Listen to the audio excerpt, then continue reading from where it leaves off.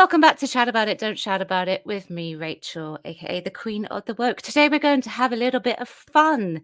We are talking about Doctor Who, and I was wondering which classic villain, hero, or alien could potentially save the show. And I'm saying it like that because a lot of people have been saying that it's dead, but a lot of people are saying that it's not dead.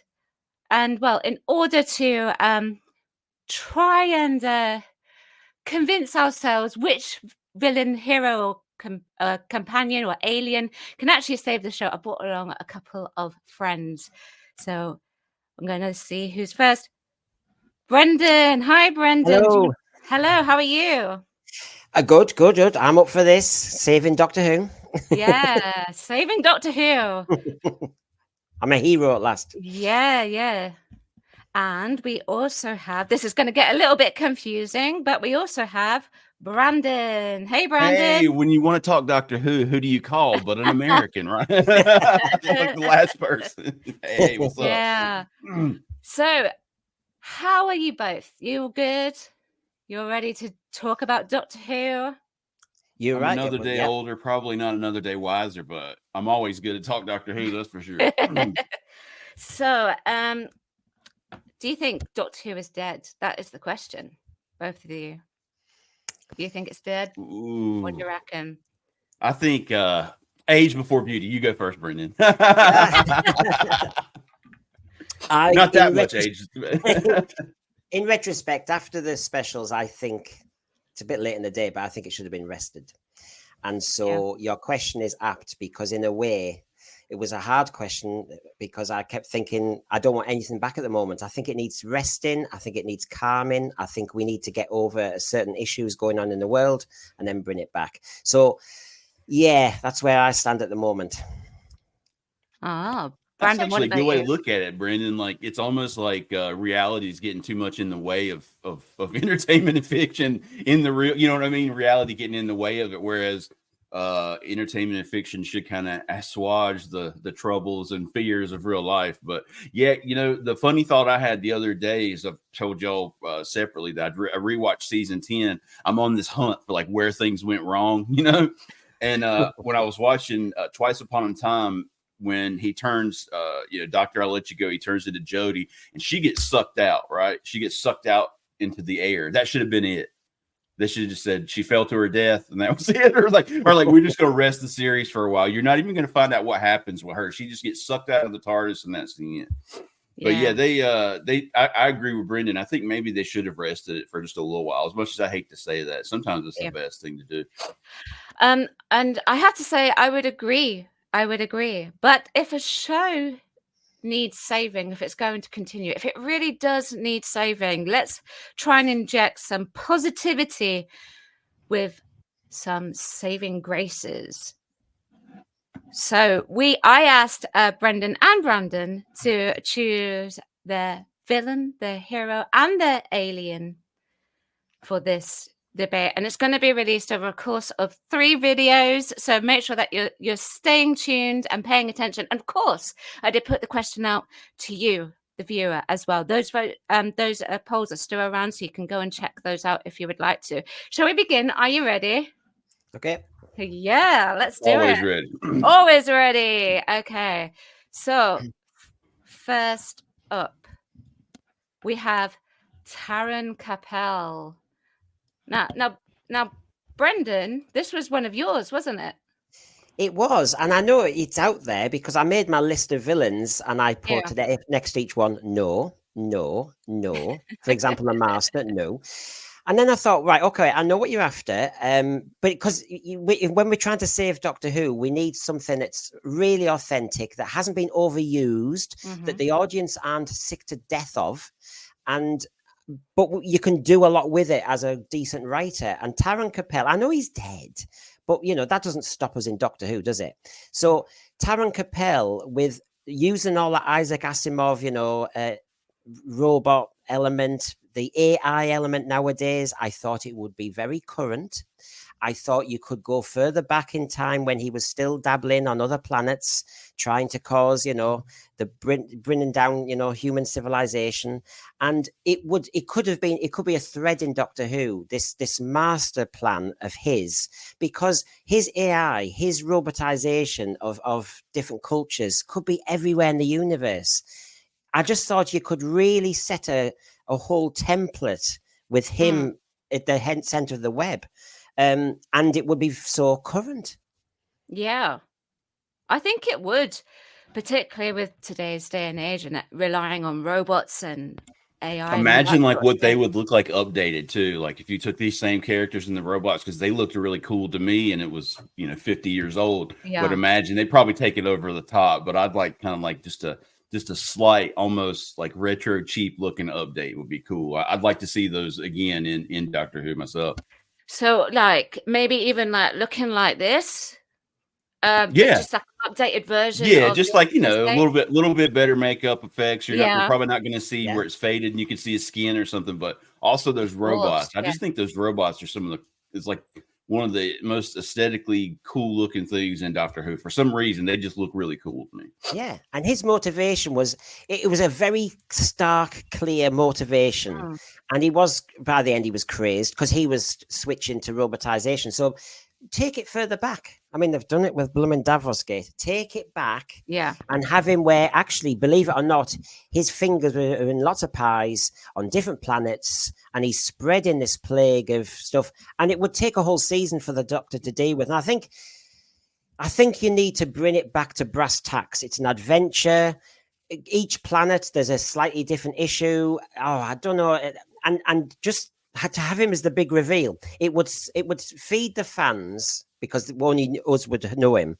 Everybody else who's when you asked me this question about saving Doctor Who, I did think about whether I go populist. A lot of people who don't watch Doctor Who have maybe heard of the Master, but I just thought, no, I know, but we've got so many problems with that. What we need is Doctor Who is really authentic, it's gripping, and it's contemporary, and he fits that, I think. Do you think this could be, because this was Tom Baker, wasn't it? Yeah, it was Tom Baker. I'm just reading down there. So Russell T Davies, he hinted that a Tom Baker era character was going to be coming back. Is it possible that it could be Taron Capel? I don't think it will be. I don't think RTD. Go ahead and say it, Brandon. Why don't you go ahead and say it, Brandon? You know you're itching. He's just saying, you can say Sutekh.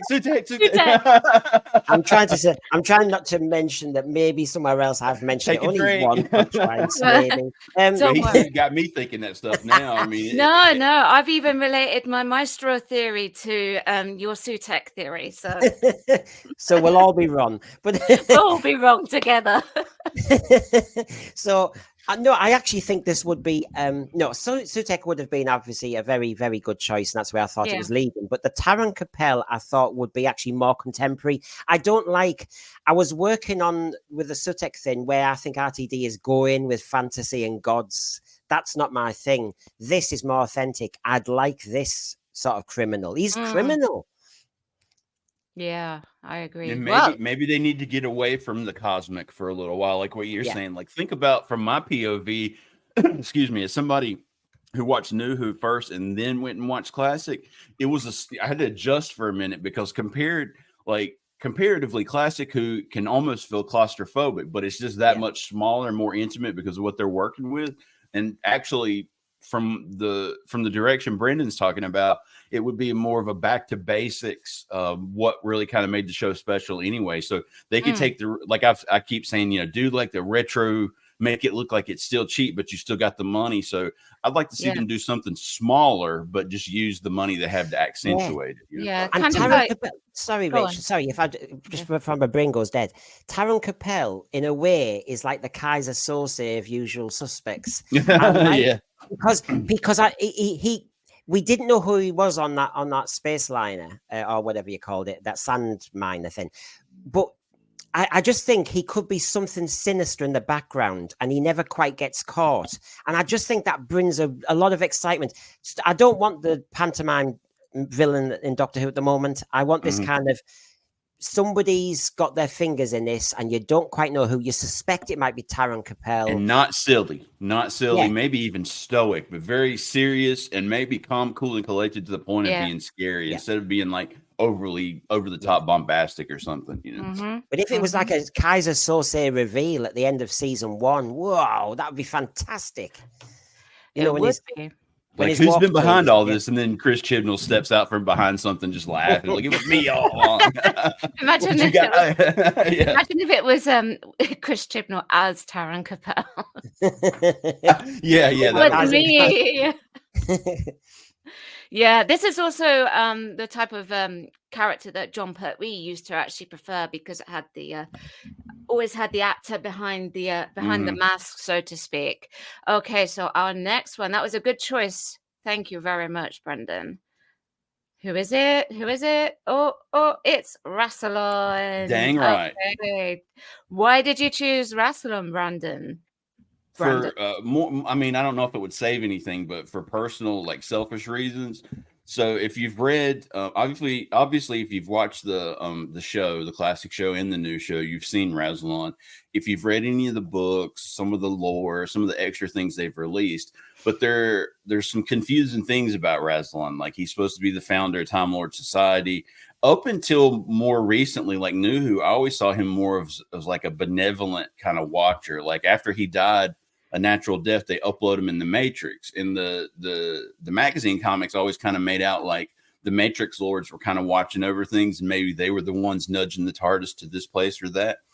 And I'd like to see more of that. And if he ends up being the villain, fine.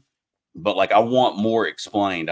Him and or I know y'all don't say it like I do. I say Omega. I think y'all say it Omega or something like that. Omega, but I say Omega. But I'd like to see Rassilon and Omega, like, both. I would like to see them as like two different points of like the main villains for a season, but like counterpoint between the two of them, where you can't ever really figure out who's the real villain until that gets all revealed, you know. Yeah. But I want more of that history. I just think that's I think there's a lot there, and I know sometimes we kill things by revealing all the secret sauce, but I would very much like to know more. I'm enamored of the Time Lords and the lore and all that, and I would very much like to know more about what that history was with Rassilon, Omega, and all that.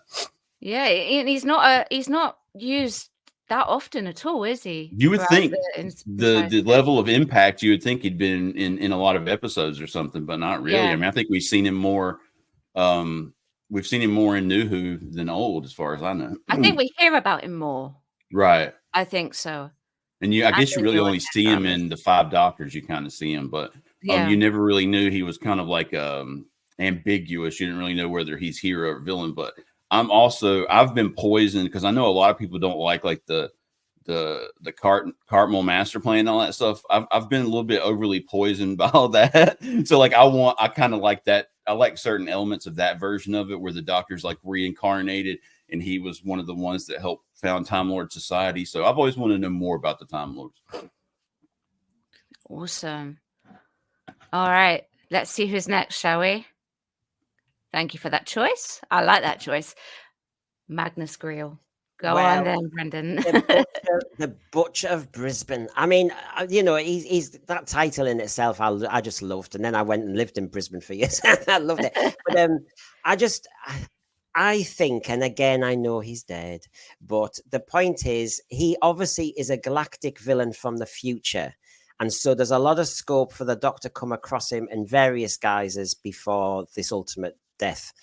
And I like the idea that there's wars going on the planet Earth. He's a master villain. He's engineers stuff. He's a class scientist and all the rest of it. It's a bit like everybody's going on about, I want the Rani back. And we know the Rani's a good chemist and all the rest of it. Magnus Greel was dabbling with all this stuff too. And, you know, his fingers are in the pie. I know Peking, Beijing, he was involved over there. And, you know, he obviously massacred a lot of people in Brisbane. And so he basically was quite global in the future. And I just love this idea that, again, you've got, you know, again, you could do a season, because I'm really taking it seriously when you say saving Doctor Who. It needs a master plan, a bit like you said, Brandon. It needs a master plan where I think to get the casual viewers in, you need something where they go, "Oh gosh, this is gritty." It's a bit like Torchwood at the end when they did those 5 episodes. Was it Children of Earth? And it was one problem, 5 episodes, quite authentic. Apart from it had a kind of fantasy beast monster sort of thing, but apart from that, it was. I just think this Magnus Greel, like Taran Capell, you've got somebody who again is, he's got a web of power. He's got agents everywhere. Again, I think when you asked me about a villain to save the series, he would glue the series, but you wouldn't get a reveal much. And he's very powerful. Look what he did with the rats. Look what he did. I mean, yeah, true. I just think there's a lot he can do that's sinister and monstrous and evil.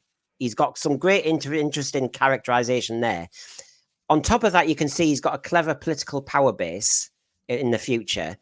And so again, you could, and Modern Who loves to say 1 minute we're in Bolivia, the next minute we're in Leningrad, all that nonsense. Well, I like the idea that you could maybe do that, since they're obsessed with showing off that they've got some drone shots, and they can actually have where Magnus Greel is pulling strings everywhere. Oh yeah, it would be a lot easier to show that sort of stuff now. I think they'd have a lot better access to stock footage and different things they would need and little tricks. That'd be awesome. Yeah. And in many respects, actually, in comparison to the Rani, she just tends to keep herself to herself more than anything when you ever see her on the screen. And so she doesn't really overly affect the plot as perhaps someone like Magnus Greel could actually do. I mean, I know she's a bit, but yeah. I had him down as like a Genghis Khan of the future type thing. That's like looking at this picture, I know it's not the best shot, but I'm thinking Genghis Khan. Yeah, okay, so that's a good choice. All right, let's see what's next. Oh, Omega. Yes. This is what it should be. Not that stupid helmet from Arc of Infinity either. I didn't like that look very much, but this is just like what I was talking about before. It's the same flavor. It's still ice cream. It's just a different flavor. So instead of Rassilon, I think there's some untapped goodies here with Omega. You've got the mystery of the Time Lords. And I'm always kind of hopeful maybe they could use something like this, something to do with the Time Lords to fix the Timeless Children. Because let's just say if they're going to keep going with this lore breaking stuff like Timeless Children, where does that line up with Omega, Rassilon, and all that sort of stuff in the founding of Time Lord Society? So they've got a lot of untapped goods there, maybe even potential to fix some of their mistakes. But I really, I've always I've never get tired of saying I'm really enamored of like their story and their history, and I've always wanted to hear more. But I think this would be a good one. Plus, he's in that crazy. I guess he's still in that land where he can kind of control things, but maybe they could figure out some way to deposit him on Earth. I don't know. You know how they do it? Like you got to find me bodies to restore my energy or something. I don't know, but I'd like to see him back for sure. It's interesting how we've gone in two very different directions, me and Brandon, because I went gray into cosmic and you went, more cerebral. It's really funny. I tell you what, very trusting, Brandon, because I'm scared I really am about them touching the Time Lords after what they've done recently. Oh God, they got to fix it. Yeah. I mean, I get you. I know. I mean, yeah, I get your point. I'm just worried what they would do with them. I tell you what, though, I will willing to concede. I'll give you you guys say series, but a series or season or two of the more intimate stuff with yours, and then once they've proven their storytelling capabilities, then they can bring back the Time Lords. But yeah, okay, I concede that they needed to prove something for sure. It is interesting how you have both gone in completely different directions, but you've chosen characters that we don't get to see very often, and I think that will be the thing that gets people, if anything, to at least come back. Right. Yeah, I mean, I went with the Valeyard. Sweet. I almost picked that one, so I'm glad I did.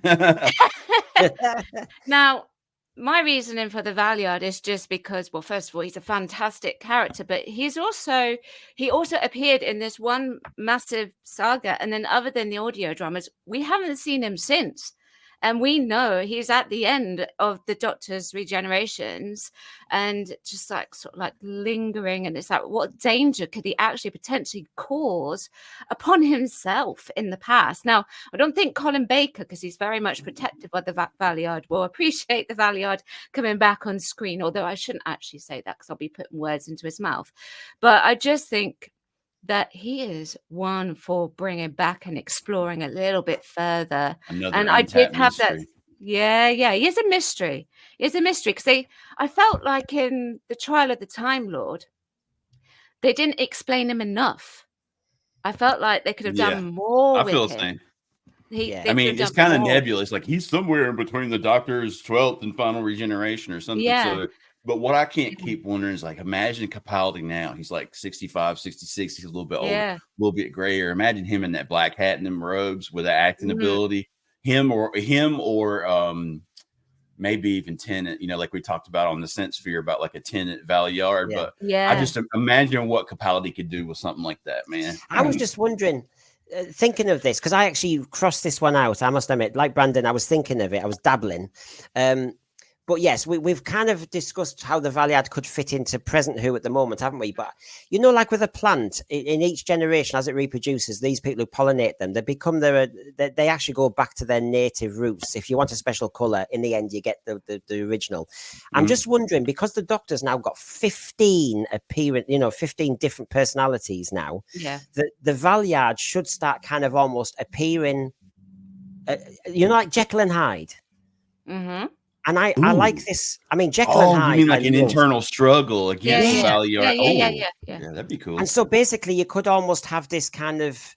The Doctor sometimes goes rogue within himself now, because as you said, Brandon, he's somewhere between the 12th and last incarnation. I know that is very loose, but we're in that field now. And I think if you do want to bring the Valiard back, one way is not to have him as a separate character, that he's actually in something within. So like have Shooty do it.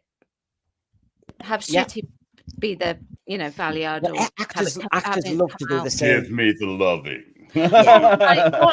or like at the end of Shooty's tenure, so to speak, they do that by regeneration thing and split off, and suddenly you've got the Valiard there. Like, imagine they split off Valiard. He's looking at Shooty like, yeah. Or what if it was like Jekyll and Hyde, where one minute the Doctor's driving the TARDIS, and the next minute he has a moment when he's not himself. Right, like blackouts when he's a Valiard. Oh, man, I mean, every actor, as you know, loves playing a doppelganger. Every actor, like Salamander and Patrick Troughton, that kind of thing. Yeah. And if you set it up from now, every Doctor from now on plays an evil side of themselves at some point. Ooh, that would be good. Man, I think you might should have been working for BBC instead of the school system. But yeah, that's better than what they're doing now. That would be that's got me thinking that would be cool. Right. Well, moment of truth. What have the audience decided? Yeah. Let's see. Let's find out. Bit slow. Sorry. Okay, so I put out which classic villain should come back to save the show and why. Not many people left a comment, but they certainly voted. We had 20 votes. 40% said the Rani.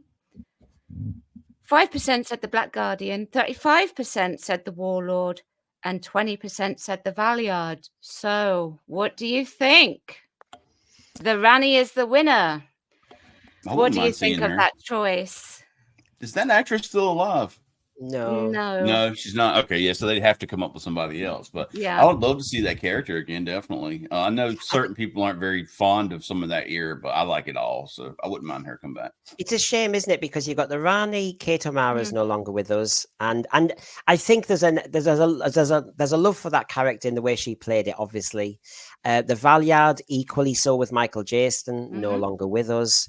Black Guardian, Valentine Dial, fantastic voice. No longer with us. With the Black Guardian, we would have to have the White Guardian as well. Yes, yeah. Have to be a woman. Yeah, and I've read different things, different places, and it may just be a comic book explanation. It was like what I was talking about earlier with Razlon and the Matrix Lords being behind everything. This was just like one explanation, was that the Time Lords created the Black and White Guardian. I didn't really like that because I like the thought of them being somewhat more elevated than that. But I wouldn't mind more with them. That's another case where we just got a little piece of the story, and I want to know more. Yeah. It's all the layers. It's like I was thinking of the Black Guardian, and then I was thinking of the Eternals in Enlightenment. There's all these Eternals was one of mine. I was thinking of too. Yeah, that was one of mine actually. Yeah, and it's trying to work out, well, who's the top god type? Yeah, because you need a legitimate threat. It's like coming up with a villain for Superman. You know, any old street criminal is not going to do. Yeah. Absolutely.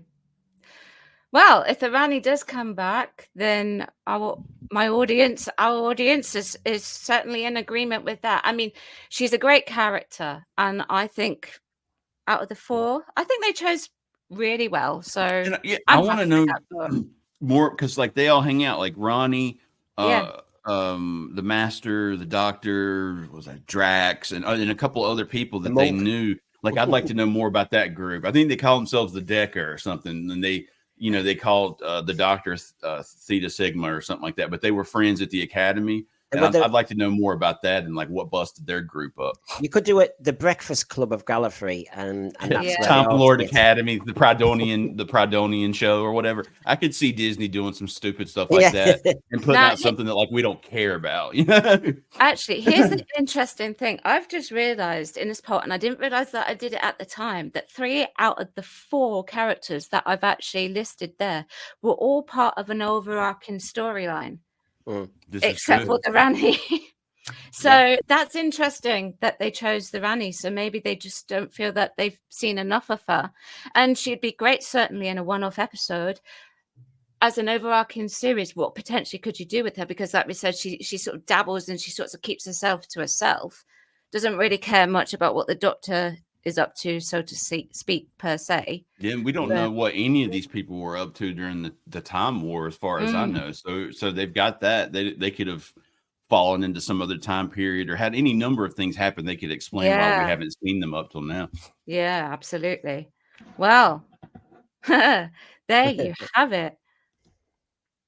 Oh, hello. What's going on? Are you doing like Brandon? Oh, yeah, I'm being like Brandon. I'm being like Brandon. So there we go. There's our humanoid villains for you. Our ones have been presented to you, our viewers. And the Rani was also chosen by you. But do you agree with us? If you don't agree with us, put what you think should save the show below. Don't forget, though, there is more episodes coming up, so make sure you stay tuned for that. But before we actually go, would you like to say something about your channels? Brandon, where can we find you at, Brandon? Brandon, Don, Dan. Go. There's 2 of you. Right. My grandfather's so funny. Like Brandon, before I was born, Brandon wasn't all that big of a name, but he'd heard Brendan. And so I think he called me Brendan for like the first 5 years of my life until somebody had the courage to correct him. But find me at Culture Pop on YouTube. Just put it at Culture Pop in the search bar and come hang out with us on Saturdays at 3 p.m. Eastern for Culture Council. Absolutely. And Brendan, where can we find you? Well, as it says there, it is the Sensphere on YouTube, and if you will find us on Sundays at 7, where we tend to do a more magazine show, so there'll always be a hot topic debate, latest news, a bit of merchandise, and a bit of fun with the panel, of which 2 of these are here. And on Tuesday at 4 p.m, we normally are, at the moment, are doing a review. And so we're looking at reviews of opening stories to seasons. So next week, for example, is Terror of the Zygons.